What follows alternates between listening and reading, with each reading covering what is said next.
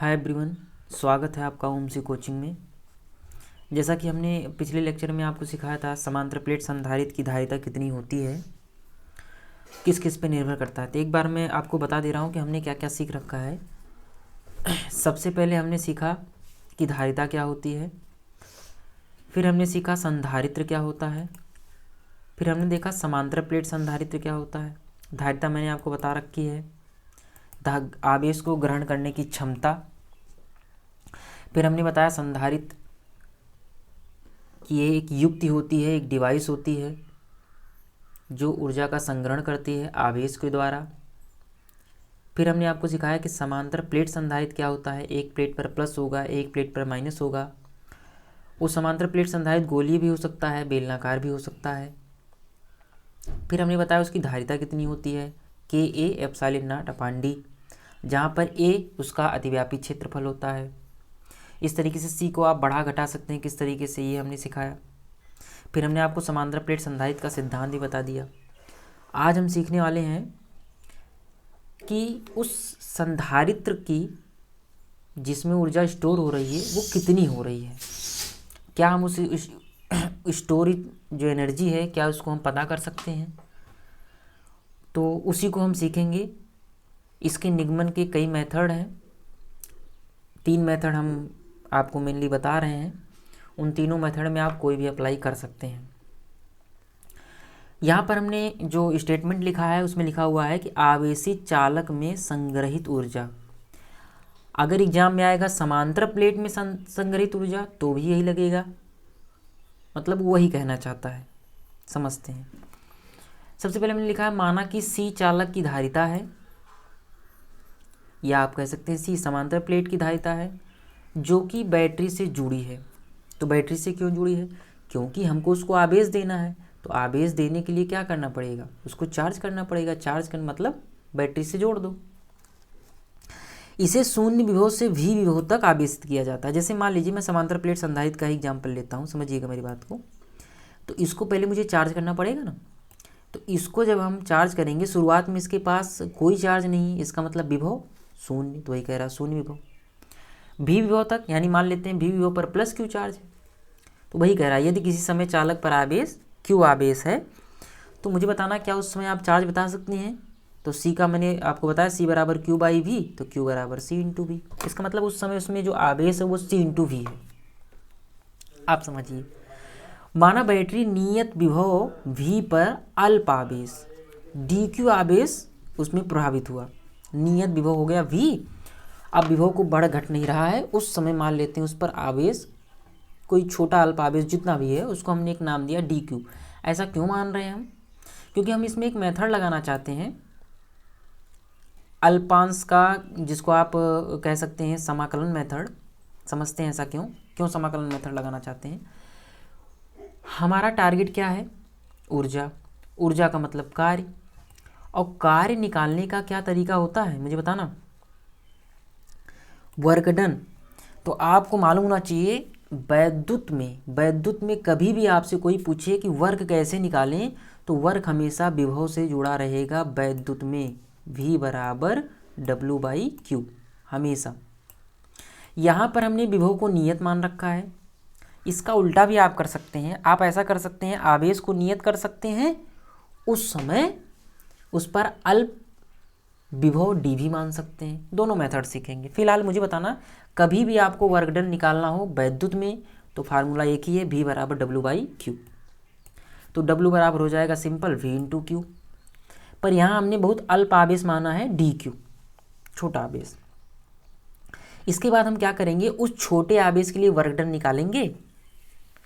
उसके बाद क्योंकि मुझे सभी प्लेटों के जितने भी आवेश हैं सबके कारण उसमें ऊर्जा कितनी स्टोर होगी पता करना है, समाकलन कर देंगे, यानी जोड़ सबका। तो dw बहुत सिंपल है, dw बराबर V इंटू dq करेंगे यहाँ से। अब अगर आपको समाकलन करना है तो यहाँ देखना, अब यहाँ पर हम चार्ज को कहाँ तक चार्ज कर रहे हैं? तो आप सॉल्व उठा, शुरुआत में चार्ज 0 और कहाँ तक? Q तक। तो 0 से Q तक। फिर अब हम V को हटाएंगे और V को Q के फॉर्म में लाएंगे, तभी हम समाकलन कर पाएंगे। तो मुझे मालूम है यहाँ से आप देख सकते हैं, यहाँ कई मेथड हैं, जैसे C बराबर Q बाई V, चाहे जो मेथड लगाइए, C बराबर Q बाई V, तो V बराबर Q बाई C, यहाँ पे लाके पुट कर दीजिए। अब C के बारे में सोचिए, अगर ये एक समांतर प्लेट है जो हमने ले रखा है, इसको हमने चार्ज किया, ये पॉजिटिव, तो आप जानते हैं प्रेरण के कारण यहाँ माइनस आएगा, बाहर प्लस आएगा, उसको पृथ्वी से जोड़ देंगे। तो मुझे बताना, क्या मैंने इनके बीच की दूरी बदली, क्या मैंने इसके आवेश को बदला? कुछ नहीं किया। इसका मतलब मुझे बताना, ऐसा समझिए, C बराबर समांतर प्लेट संधारित्र के लिए क्या होता है, K, यहाँ मैं लिख नहीं पा रहा हूँ, थोड़ा आप समझिएगा, KA एप्सिलॉन नॉट 1D। तो क्या मैंने बीच की दूरी बदली? नहीं बदली। क्या अधिव्यापन क्षेत्रफल बदला? नहीं बदला। क्या मैंने उसमें माध्यम बदला? नहीं बदला, यानी C बदलने वाला नहीं है। तो नियतांक है, तो इसको मैंने बाहर कर दिया, ये बाहर आ गया बटे के रूप में।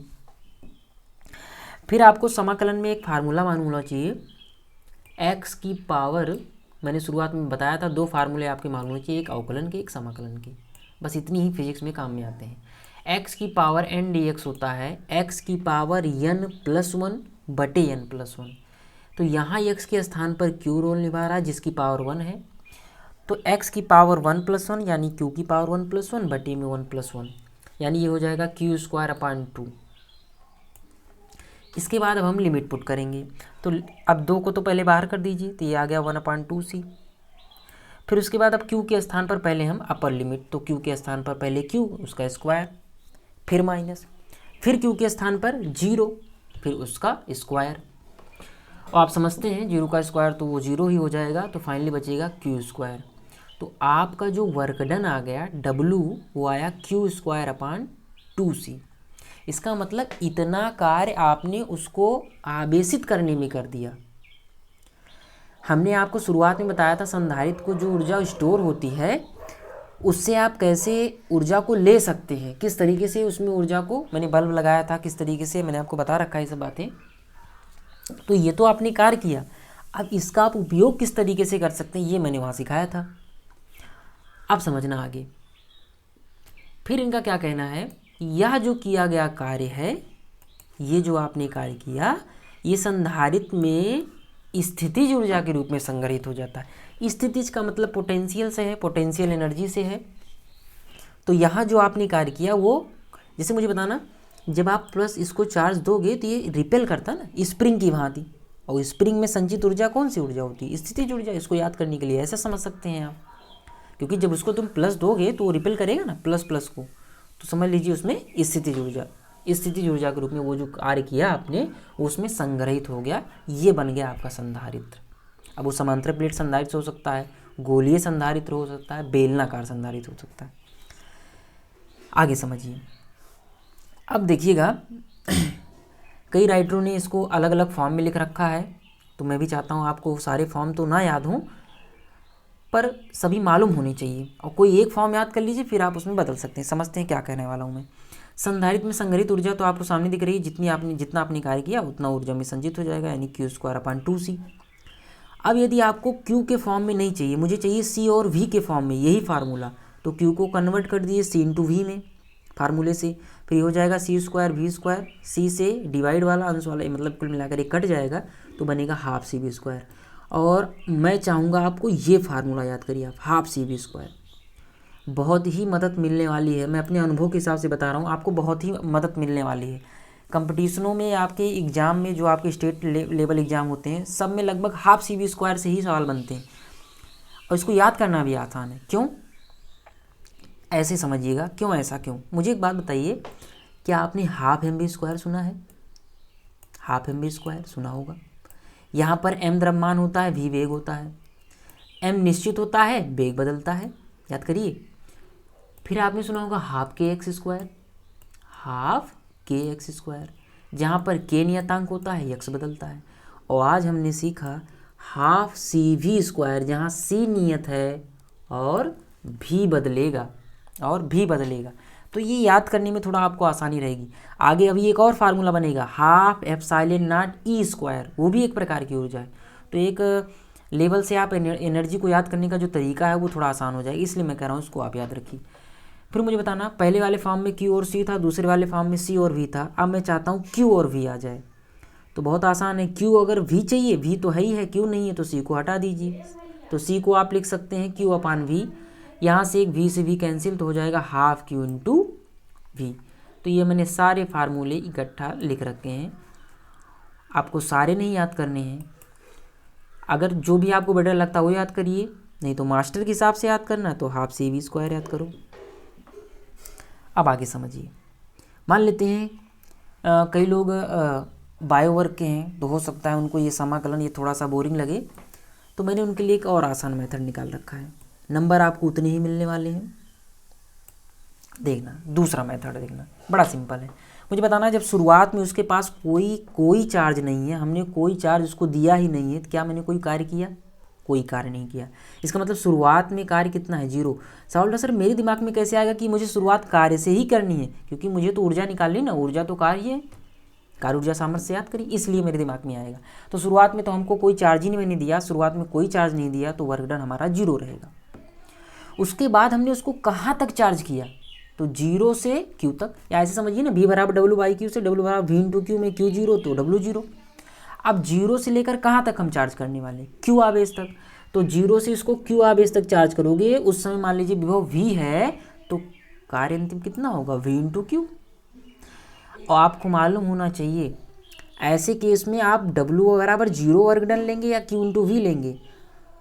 तो गणित की शाखा में सिखाया जाता है जब एक से अधिक वैल्यू हो उसी की और मुझे वही ज्ञात करना हो, तो उसके लिए एवरेज एक शब्द आता है मैथमेटिक्स में, आपको इसका कॉन्सेप्ट मालूम होना चाहिए। तो यहाँ से मैं कार्य नहीं औसत कार्य निकालूंगा, और एवरेज निकालने का तरीका है सभी संख्याओं को जोड़िए, या जितने लोग भी उनको जोड़िए और उस जितनी संख्या उससे डिवाइड कर दीजिए।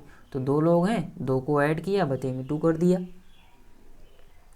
तो ये आपके पास फार्मूला बन गया हाफ Q इंटू V। सबसे आसान, ये बायो वर्ग वालों के बच्चों के लिए है। मुझे उम्मीद है ये बहुत आसान लगा होगा। बाकी नंबर आपको चाहे जो मेथड लगाइए सभी से करेंगे, सभी से उतना ही मिलेगा। ऐसा नहीं है कि एग्जामिनर उससे इंप्रेस होगा इससे इंप्रेस नहीं होगा, दोनों ही मेथड उतना ही बढ़िया है, दोनों में ही उतने ही नंबर मिलेंगे।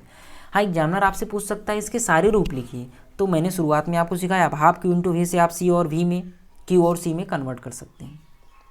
मान लेते हैं ये भी मेथड आपको पसंद नहीं आया, तो मेरे पास एक इसका और एक मेथड है, इसको समझिए। वही सेम वहाँ पर पहले वाले मेथड में याद करिए, पहले वाले मेथड में हमने कहा था नियत विभव V पर अल्प आवेश dQ है, यहाँ मैं उल्टा बोल रहा हूँ, नियत आवेश Q पर अल्प विभव dV है, बस इतना सा फर्क है। तो क्या करने वाले हैं? Q इंटू dV कर दीजिए।